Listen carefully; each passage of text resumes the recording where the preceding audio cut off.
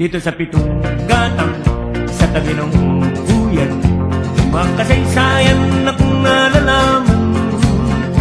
Ito ay hindi chismis na pag-uusapan lang. Yuriyo, walang labis, walang kulang. May isang munting tindahan sa bukana ng buyan, at sa kanto ng kalye pitong gatang. Dito ay nag-uumpukan ang ilang pilyong istambay na walang hanap buhay kundi ganyan. Ito ay hindi chismis na pag-uusapan lang. Yuriyo, walang labis, walang